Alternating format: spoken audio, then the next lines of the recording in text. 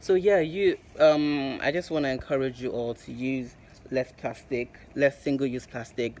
Single-use plastics are straws, plastic cups, plastic bottles. So I use a glass bottle for my water. I mean, when I take a glass bottle out, the water runs out, and then I have to like buy a plastic bottle sometimes. It's not ideal, but I try. So we can all try the very little things that we can do, that we can try. Let us try, endeavor to try them. So my next point is to encourage other. One thing I also do as well with the work I do here, growing the trees and the plants. I sell the plants as well too, and encourage other people to grow plants, and to buy plants, and to be more into this plant life really, and to grow trees as well too. So that is also a good work too. Giving away plants is a good thing as well. Talking about plants, sharing plants as well too. Talking to other people, getting them into this natural life that we all live. Okay, not all that we live is also a good work as well too, which is what I do. um and going back to my other points I've made, reuse, recycle, and give away and or donate your old clothes, your old furniture, just old things that you have. Don't just throw them away. Give them to people that need them so they can be reused, recycled, and repurposed and put to good use. So that way things go around till they cannot go around anymore. So yeah, that's it. Also for builders, and another important point which governments, builders, developers, farmers need to take what's the English, take note of, or take into consideration, is to not to cut down trees, not to be so quick to cut down trees or to burn the forest just because they need to build their things or their farms or make their profits, because you're actually destroying the environment. So there are ways which you can work around these things. I mean, fine, if you have to cut some trees down, cut it down if you need to, but also think about the environment, think about the wildlife. Some of you don't even care. Cutting down trees and burning the forests actually displaces a lot of people and wildlife, because wildlife and human beings, like people that live in villages or in the rural areas, depend on these trees and these forests, as a means of livelihood and food, and many other things, timber as well, and so on and so forth. There's endless supply of provision in the forest really, and when you destroy all of that, um, we only lose from doing that. So that's one of another reason why we shouldn't just be so quick to cut down trees and burn down forests as well too. And think about the climate change, because as you cut down trees store carbon, just like we human beings. We human beings store carbon. We are made of carbon.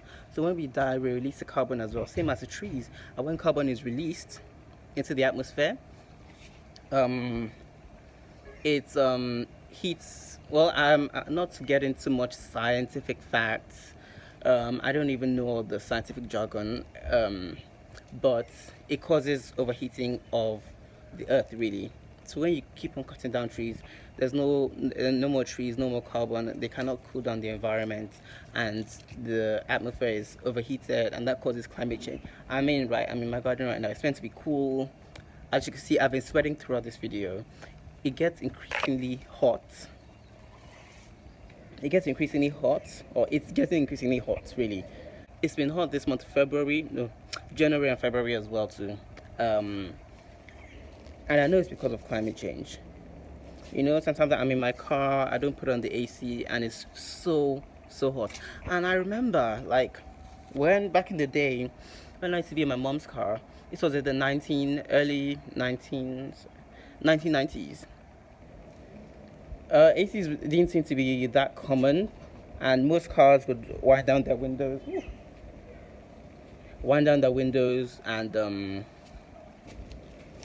and we would go to where we're going. And I don't remember it being so hot.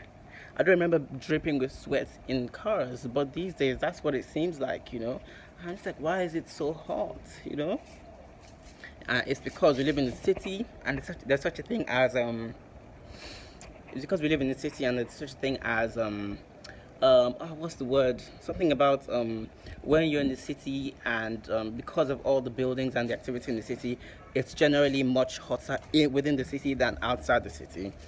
Island, something called island heating or something like that. I can't remember. So yeah, the city is very hot, and we can do much better by um, growing plants, planting trees, trying to not cut down trees as well too, and just being mindful of the environment. Another important point is buying local food, buying local clothes as well too, and yeah, growing the naira really. So like being a steward of the earth and just caring about the environment and carbon emissions um, would also help the economy, and we really need that.